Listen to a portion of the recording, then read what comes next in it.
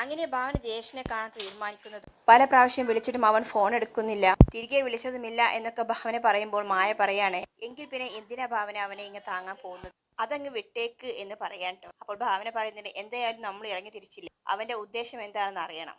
ചിലപ്പോൾ മറ്റെന്തെങ്കിലും കാരണങ്ങൾ കൊണ്ടാകാം ഫോൺ എടുക്കാൻ കഴിയാത്തത്. എന്തായാലും അവനെ കണ്ടിട്ട് തീരുമാനിക്കാം ബാക്കി കാര്യങ്ങൾ. തൽക്കാലം ഭാനുവിനോട് ഈ കാര്യങ്ങളൊന്നും പറയണ്ട, അവൾ ഇന്നലെ എല്ലാവരും ചേർന്ന് ഒരു തീരുമാനമെടുത്തതിന്റെ സന്തോഷത്തിലാണ് എന്നൊക്കെ പറയാൻട്ടോ ഭാവന. അപ്പോഴാണ് പുറത്തു നിന്നും വണ്ടിയുടെ ഹോണടി കേൾക്കുന്നത്.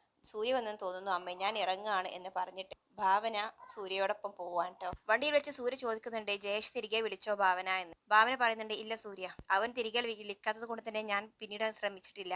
എന്തായാലും നമുക്ക് അവന്റെ വീട്ടിലേക്ക് പോകാം, അതല്ലേ നല്ലത് എന്ന് ചോദിക്കുകയാണ്. അപ്പോൾ സൂര്യ പറയുന്നുണ്ട്, എന്തായാലും നീ ഒരു പ്രാവശ്യം കൂടി ട്രൈ ചെയ്യേ, കഴിയുന്നത് പുറത്ത് വെച്ച് നമുക്ക് തീരുമാനങ്ങൾ അവനോട് സംസാരിക്കാം, അതിനുശേഷം പോരെ വീട്ടിലേക്ക് പോകുന്നത് എന്ന് പറയാണ്. അങ്ങനെ ഭാവന ഓക്കെ എന്ന് പറഞ്ഞിട്ട് ജയേഷിനെ ഫോൺ വിളിക്കാൻ ട്ടോ. ആ സമയത്ത് ഫോൺ റിങ് ചെയ്യുന്നുണ്ട് സൂര്യ എന്ന് പറയുന്നുണ്ട് അവള്. ജയേഷ് ആകട്ടെ ഫോൺ റിങ് ചെയ്യുന്നത് കണ്ടിട്ട് ഒരു ശല്യം പോലെ അവൻ എടുക്കാതെ നിൽക്കുകയാണ്. അപ്പോഴാണ് മോഹൻ അവിടേക്ക് വരുന്നത്. ആരാ മോനെ എന്ന് ചോദിക്കുന്നുണ്ട്. അത് ഭാവനേച്ചിയാണ്. എങ്കിൽ നീ ഫോൺ എടുക്ക്, ഞാൻ പറഞ്ഞതുപോലെ എല്ലാം നീ സംസാരിച്ചാൽ മതി എന്ന് പറയാൻ ട്ടോ.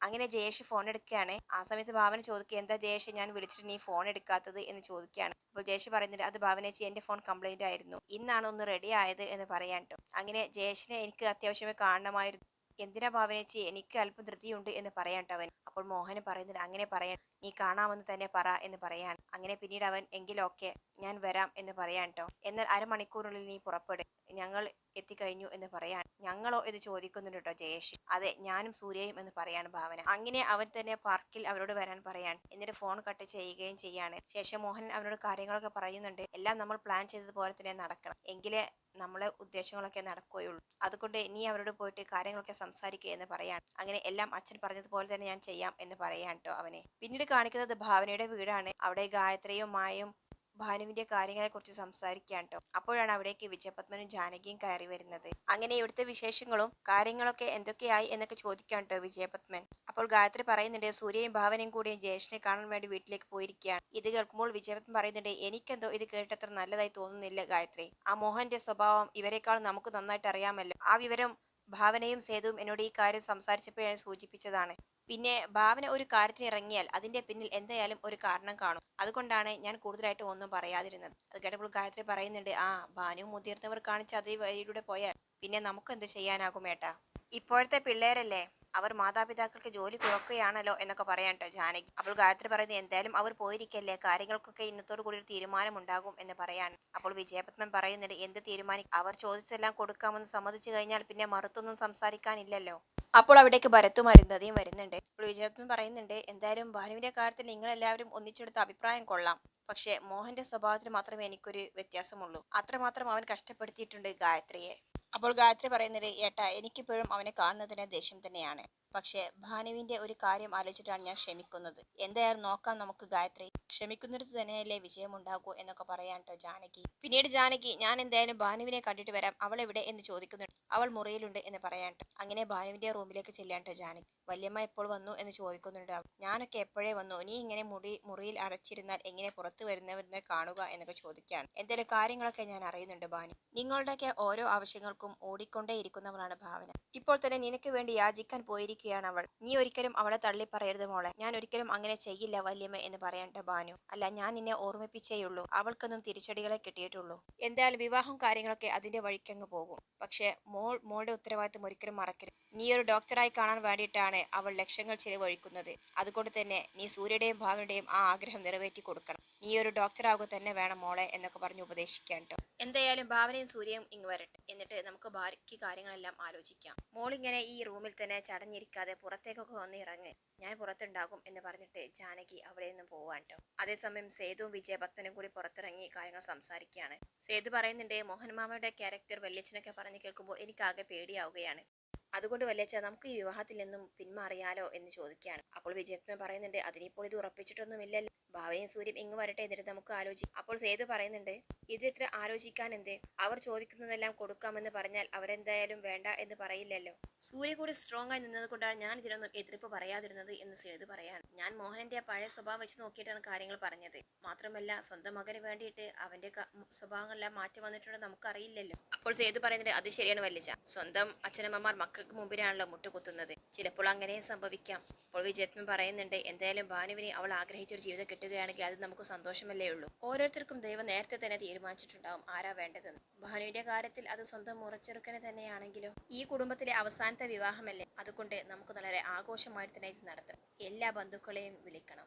അവിടെ പിണക്കവും പരിഭവങ്ങളും ഒന്നും നമ്മൾ നോക്കരുത്. എന്റെ ഭാഗത്തുനിന്ന് എന്ത് സഹായം വേണമെങ്കിലും സേതു ചോദിക്കണം. ഞാൻ എന്ത് ചെയ്യാൻ തയ്യാറാണ് എന്നൊക്കെ പറയാൻ ഒക്കെ വല്യച്ച എന്ന് സേതു സന്തോഷത്തോട് പറയാൻ.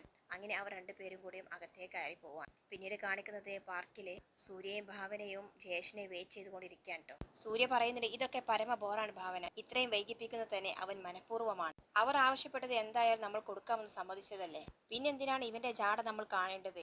അതുകൊണ്ട് നമുക്ക് അവന്റെ അച്ഛനെ കണ്ടാൽ പോരെ എന്ന് ചോദിക്കാം. അപ്പോൾ ഭാവന പറയുന്നുണ്ട് ഭാനു ജീവിക്കേണ്ടത് ജയേഷിനോടൊപ്പമല്ല സൂര്യ, അതുകൊണ്ട് അവന്റെ അച്ഛൻ ചോദിച്ചത് എന്താണെന്ന് അവനും അറിയണ്ടേ. ചിലപ്പോൾ അവനൊന്നും അറിഞ്ഞിട്ടില്ലെങ്കിലോ? അപ്പോൾ സൂര്യ പറയുന്നുണ്ട് എന്തോ എനിക്ക് അങ്ങനെ തോന്നുന്നില്ല ഭാവന, അവനിപ്പോൾ വരുന്നത് തന്നെ വ്യക്തമായിട്ടുള്ള പ്ലാൻ ചെയ്യുന്നതോടായിരിക്കും എന്ന് പറയാം. അപ്പോൾ ഭാവനയും പറയുന്നുണ്ട് എനിക്കും ചില സംശയങ്ങളുണ്ട് സൂര്യ, അതിന്റെ അഡ്വാൻസ് ആയിട്ടാണ് അവൻ ഫോൺ കംപ്ലൈന്റ് ആയി എന്നൊക്കെ പറയുന്നത്. എന്തായാലും അവനല്ലേ നമ്മളോട് ഇങ്ങോട്ടേക്ക് വരാൻ പറഞ്ഞത്, അപ്പോൾ അവൻ വേണ്ട നേരത്തെ വരാൻ എന്ന് സൂര്യ ചോദിക്കുക. എന്തായാലും പോട്ടെ സൂര്യ, ഭാനുവിന്റെ കാര്യമായി മാത്രമല്ല അവരിനി എന്തൊക്കെ കുരുക്കാണ് ഒപ്പിച്ചു വെച്ചിരിക്കുന്നത് നമുക്കറിയില്ലല്ലോ. നേരെ ചൊവ്വയാണെങ്കിൽ അവനോടൊപ്പം നമ്മളും കാണും, ഇല്ലെങ്കിൽ അവൻ ഒരിക്കലും കാണാത്ത സൂര്യയും ഭാവനയായിരിക്കും ഇനി അവൻ കാണാൻ പോകുന്നത് എന്നൊക്കെ അവർ പറയാൻ കേട്ടോ. അപ്പോഴാണ് ജയേഷ് അവിടെ വന്ന് ഇറങ്ങുന്നത്. എന്താ ഭാവനേച്ചി എന്തിനാ കാണുമെന്ന് പറഞ്ഞത് എന്ന് ചോദിക്കാൻ കേട്ടോ ജയേഷ്. അല്ല ജയേഷ്, നിങ്ങൾ തമ്മിലുള്ള വിവാഹം നടക്കും, എന്താണ് എങ്ങനെയൊക്കെയാണ് കാര്യങ്ങളെന്ന് നീയും അറിഞ്ഞിരിക്കണമല്ലോ, അത് പറയാൻ വേണ്ടിയിട്ടാണ് ഞാൻ വരാൻ പറഞ്ഞത്. ഒരു വിവാഹം നടക്കുമ്പോൾ അവിടെ ഏറ്റവും പ്രധാനപ്പെട്ട ഒരു വിഷയമാണ് സ്ത്രീധനം. ഇവിടെയും അത് തന്നെയാണ് പ്രധാനമായിട്ട് വന്ന കാര്യവും. ജയേഷിനെ പറഞ്ഞു വിട്ട ശേഷം അച്ഛൻ എന്താണെന്ന് പറഞ്ഞെന്ന് ജയേഷിന് അറിയില്ലല്ലോ. ഒരു വീടും ഒരു കാറുമാണ് ആവശ്യപ്പെട്ടിരിക്കുന്നത് എന്ന് പറയാൻ. അപ്പോൾ ജയേഷ് പറയുന്നത് ഇതൊന്നും ഞാൻ തീരുമാനിക്കേണ്ട കാര്യമല്ലല്ലോ ചേച്ചി, ഇത്രയും കാലം നമ്മളെ വളർത്തി വലുതാക്കിയവരെ, അതുകൊണ്ട് ഞാനൊരു അഭിപ്രായം പറയാൻ പറ്റില്ലല്ലോ, അതുകൊണ്ടാണ് ഞാൻ അവിടേക്ക് വരാതിരുന്നത് എന്ന് പറയാം. ഇത് കേൾക്കുമ്പോൾ ഭാവനയുടെ മുഖത്ത് അല്പം സന്തോഷം തോന്നുന്നു. അവൾ സൂര്യയോട് പറയുന്നത് കണ്ടോ സൂര്യ, ജയേഷ് ഒന്നും അറിഞ്ഞിട്ടില്ല. അപ്പോൾ ജയേഷ് ചിരിച്ചുകൊണ്ട് പറയുന്നുണ്ട് ചേച്ചിക്ക് ഞാൻ പറഞ്ഞത് മനസ്സിലായെന്ന് തോന്നുന്നു ചേച്ചി, ഞാൻ ഭാവിയിലെ ഡോക്ടറാണ്, അതിൻ്റെതായ ഒരു വില എനിക്കുമുണ്ട്. അതറിഞ്ഞു വേണം അച്ഛൻ എവിടെയും സംസാരിക്കാൻ. പക്ഷെ ഇവിടെ അച്ഛൻ എന്നെ വളരെ വില കുറച്ചാണ് കണ്ടത്. അപ്പോൾ സൂര്യയും ഭാവനയും മുഖത്തോട് മുഖം നോക്കുകയാണ്. മനസ്സിലായില്ല എന്ന് പറയാൻ സൂര്യ. ഇത്രയും നിസ്സാരമായ സ്ത്രീധനമാണോ ഒരു ഡോക്ടർക്ക് കിട്ടേണ്ടത് എന്ന് ചോദിക്കാൻ കേട്ടോ അവൻ. ഞാൻ ഇതൊന്നുമല്ല ഭാവനച്ചി പ്രതീക്ഷിച്ചത്, ഇതിന്റെ 4 ഇരട്ടി സ്ത്രീധനം എനിക്ക് കിട്ടുമായിരുന്നു. പിന്നെ അച്ഛനായിട്ട് തന്ന വാക്കല്ലേ, ഞാനായിട്ട് തെറ്റിക്കണ്ട എന്ന് വിചാരിച്ചു. എല്ലാം കേൾക്കുമ്പോൾ സൂര്യക്കും ഭാവനക്കും ദേഷ്യം വരികയാണ്.